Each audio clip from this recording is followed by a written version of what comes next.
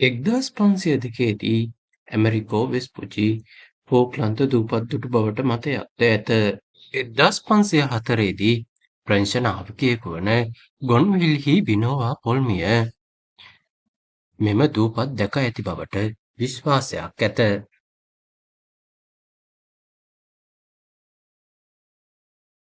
පෝමිය මුල් 16 වන සියවස තුළ සිටි ගවේෂකයෙකු ලෙස සැලකෙන අතර 17 වන සහ 18 වන සියවස්වලදී ප්‍රංශය තුළ ඔහු ටෙරා ඔස්ට්‍රාලස් හෙවත් මහා දකුණු භූමිය සොයාගත් බව විශ්වාස කරන ලදී.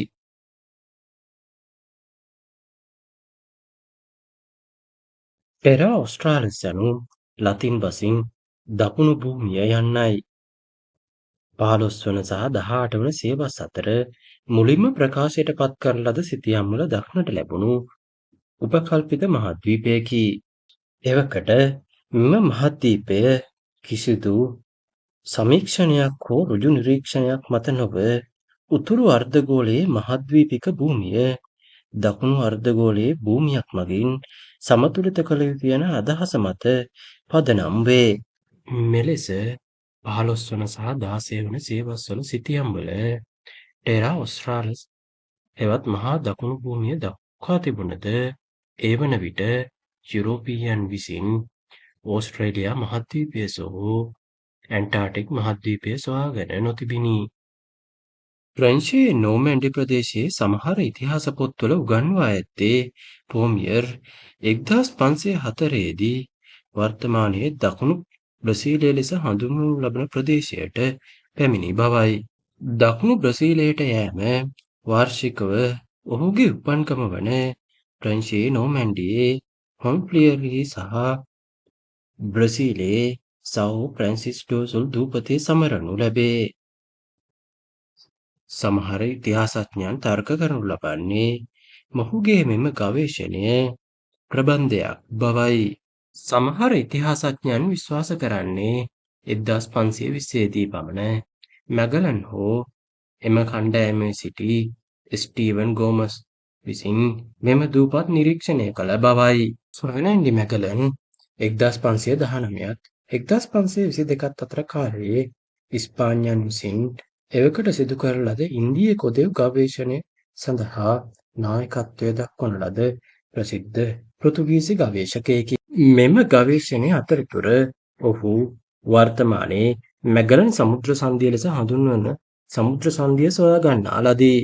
මැගලන්ගේ නාවික බලඇණිය විසින් ඇට්ලාන්ටික් සාගරයේ සිට පැසිෆික් සාගරය සහ පැසිෆික් සාගරය හරහා ආසියාවට පළමු යුරෝපීය නාවික ගමන සිදු කරන ලදී. 1521දී පිලිපීන දූපත්වලදී ස්වදේශිකයන් සමග ඇති වූ ගැටුමකින් මැගලන් මිය ගිය අතර ඉන්පසු මැගලන්ගේ නාවික බලඇණියට ඉස්පාඤ්ඤ ජාතික ජුවාන් සෙබස්තියන් එල්කාවෝ විසින් අණ අතර ඔවුන් 1522දී පළමු වරට ලොව වටා යාත්‍රා කරමින් නැවත ඉස්පාඤ්ඤයට පැමිණෙන ලදී. ෆෝක්ලන්ත දූපත් සොයා ගැනීම පිළිබඳ එක් කතාවක සඳහන් වන්නේ මැග්ලන් සිය කණ්ඩායම සමග පෝටෝ සැන් ජුලියන්හි ශීත කාලය ගත කරන ලද විට ගෝමස්ගේ අණ යටතේ සැන් ඇන්ටනිස් නෞකාව එම කලාපය ගවේෂණය සඳහා යවූ බවයි. එම ගවේෂණයේදී මෙම දූපත් සොයාගත් බව කියනු ලබන අතර එහිදී එම දූපත්වලට සැම්සන් යන නම තබන ලදී.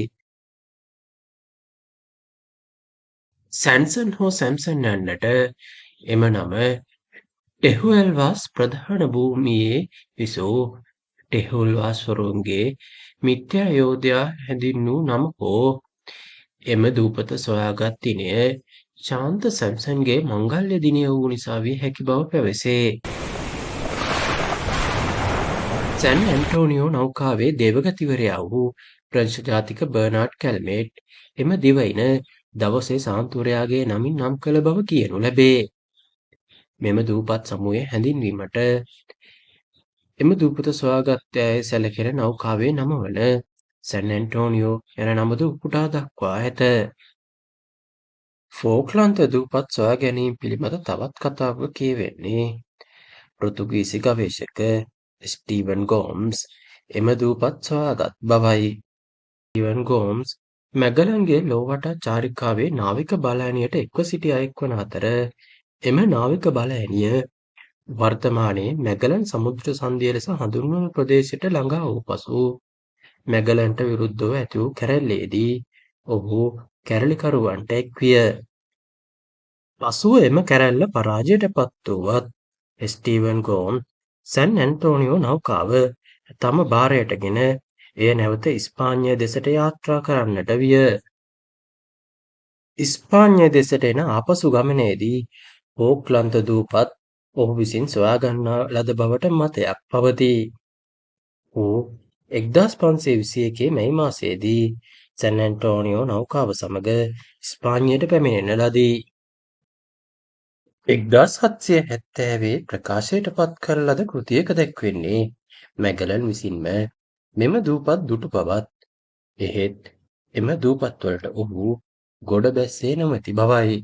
තවත් කතාවක කියවෙන්නේ සැන් ඇන්තෝනියෝ නෞකාව සොයා ගැනීම සඳහා යවන ලද මැගලන්ගේ නාවික බලඇණියේ වික්ටෝරියා නෞකාව ඕක්ලන්ත දූපත් සොයාගත් බවයි.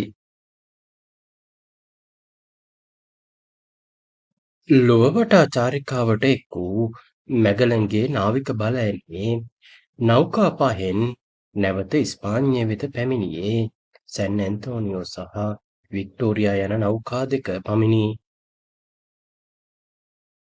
සැන් ඇන්තෝනියෝ නෞකාව 1520 ඔක්තෝබර් අගදී වත්මන් මැගලන් සමුද්‍ර සන්ධිය මුහුදුරදී ආපසු හැරී ඉස්පාඤ්ඤය වෙත යාත්‍රා කරන ලද අතර සැන් ඇන්තෝනියෝ නෞකාව ඉස්පාඤ්ඤයට පැමිණීමටත් පෙරම එනම් 1521 අප්‍රේල් 27 වන දින පිලිපීනයේදී සුදෙක්සිකයන් සමග ඇති වූ සටනේදී මැගලන් මිය ගොස් තිබුණි. සැන් ඇන්තෝනියෝ නෞකාව 1521 මැයි 21 වන දින නැවත ඉස්පාඤ්ඤයට ළඟා විය.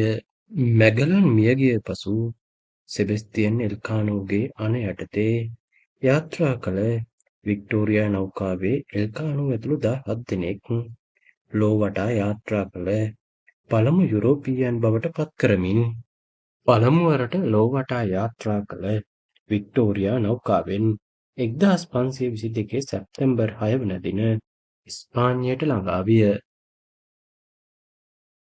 ලෙස ස්ටීවන් ගෝම්ස් හෝ මැගලන්ගේ කණ්ඩායමේ එක් නෞකාවක් ෆෝක්ලන්ත දූපත් සොයාගත් බවට වන ඉස්පාඤ්ඤ ඉතිහාසඥයන්ගේ විශ්වාසය මත එම දූපත් ඉස්පාඤ්ඤයට අයත් බවට වන පිළිගැනීමේ දිගුවක් ලෙස වර්තමානයේ ආජන්ටිනාවද ෆෝක්ලන්ත දූපත්වලට හිමිකම් ප්‍රකාශ කරනු ලබයි. 1522 දී පමණ පෘතුගීසි සිතියම් ශිල්පී පෙඩ්‍රෝ රේනොල් විසින් අඳින ලද සිතියම ෆෝක්ලන්තයේ පෙන්වන පළමු සිතියම ලෙස සමහර විද්වතුන් සලකනු ලබයි.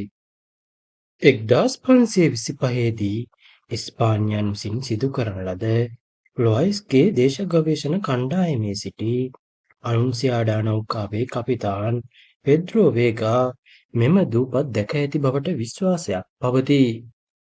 1529 දී පෘතුගීසි සිතියම් ශිල්පී ඩියෝගෝ රොබේරෝ විසින් අඳින ලද ලෝක සිතියමේ සැන්සන් දූපත් ලෙස දක්වා ඇත්තේ වත්මන් ෆෝක්ලන්ත දූපත් යැයි සැලකේ. 1523 ජනවාරි 10 වන දින රෙබේරෝ රාජකීය කොස්මෝග්‍රැෆර් ලෙස නම් කරන ලද අතර ඔහු සිතියම් විද්‍යාව, තාරකා විද්‍යාවේ සහ අනෙකුත් උපකරණ නිර්මාණය කිරීමේ මාස්ටර්වරයෙකු ලෙස නම් කරන ලදී. ඩියෝගෝ රෙබේරෝ උතුරු ඇමරිකාවේ ෆ්ලොරිඩාවේ සිට නොවස්කෝෂා දක්වා වෙරළ තීරය නිවැරදිව අඛණ්ඩව සිතියම් ගත කළ ශිල්පියා වේ. 1535 දී ඉස්පාඤ්ඤය වෙනුවෙන් සේවය කළ පෘතුගීසි ගවේෂක සීමන්තල් කසාබා දකින ලද දූපත් ෆෝක්ලන්ත දූපත් විය හැකියයි විශ්වාස කෙරේ. 1540 දී ඉස්පාඤ්ඤ ගවේෂක අලන්සෝ ද කමාර්කෝ නවාතැන්ගත් දූපත් ෆෝක්ලන්ත දූපත් ලෙස සලකනු ලබයි. ඉතිහාසඥයන් වන ගොබෙල් සහ ඩෙස්ටෆනි ඇතුළු පිරිසක් විශ්වාස කරන්නේ එවකට ප්ලසෙන්ෆියාවේ බිෂොප්වරයා වූ කුටියද වර්ගස් කවහල් විසින් මූල්‍යාධාර සපයන ලද සහ ෆ්‍රැන්සිස් කෙදිලයි රෙබේරා විසින් අලඳන ලද නාවික බලඇණියේ ඉන්කොග්නිටා නෞකාවේ කපිතාන් අලන්සෝ ද කමාර්ගෝ 1540 දී මෙම දූපත් සොයාගත් බවයි. 20 වන සියවසේ ප්‍රසිද්ධ සමුද්‍ර ඉතිහාසඥයෙක් වන ෆෙලික්ස් රයිසන්බර්ග් ඉහත මුහුදු ගමන ප්‍රතිනිර්මාණය කරන ලද අතර ඔහු සඳහන් කරන්නේ 1540 දී අලොන්සෝ ද කමාර්ගෝ නවාතැන්ගත් දූපත ඉස්ලා ද ලොස් එස්ටාදොස් බවයි. 1541 දී ඇලොන්සෝ ද සැන්ටා ක්‍රූස් විසින් සාදන ලද ඉසලාරියෝ සිතියම් පොතේ 15 වන සිතියමේ සැම්සන් දූපත් ෆෝක්ලන්ත දූපත්වලට අනුරූප ස්ථානයක දක්වා ඇත. 1543 දී ජුආන් බව්ටිස්ටා ඇග්නස් විසින් නිර්මාණය කරන ලද ලෝක සිතියමේ ෆෝක්ලන්ත දූපත්වලට අනුරූප ස්ථානයක සැම්සන් දූපත් දක්වා ඇත. 1571 දී ෆර්නාන්ඩිවස් ඩියෝරෝඩි විසින් අඳින ලද සිතියමකද සැම්සන් දූපත් දක්නට ඇත. 1580 දී ඉස්පාඤ්ඤ ගවේෂක පෙද්‍රෝ සර්මියන්තෝ දෝ ගැම්බෝවා ෆෝක්ලන්ත දූපත්යයි විශ්වාස කරනු ලබන දූපත් දකිනු ලබයි. මෙලෙස විවිධ දේශ ගවේෂකයන් මුහුදේ යාත්‍රා කරන විට දූපතක් දැක තිබුණද හෝ එම දූපත දැක නවාතැන් ගත්තා වුවද එලෙස දකින ලද්දා හෝ නවාතැන් ගන්නා ලද්දා වූ එම දූපත නිශ්චිතවම ෆෝක්ලන්ත දූපතයදැයි නොදැනී. එමෙන්ම 1520 වසරෙන් පසුව දක්නට ලැබෙන සිතියම් හා නාවික ප්‍රස්ථාරවල දැක්වෙන සැම්සන් දූපත් ෆෝක්ලන්ත දූපත් ලෙස විශ්වාස කරනු ලබයි. සත්‍ය වශයෙන්ම ගත් කල එම සැම්සන් දූපත්ද ෆෝක්ලන්ත දූපත් දැයි නොදනී. එමෙන්ම සැම්සන් දූපත් සිතියම් වලට පැමිණීමට හේතු වූ නිශ්චිත දේශ ගවේෂණය කුමක්දැයි තවමත් තහවුරු වී නොමැත.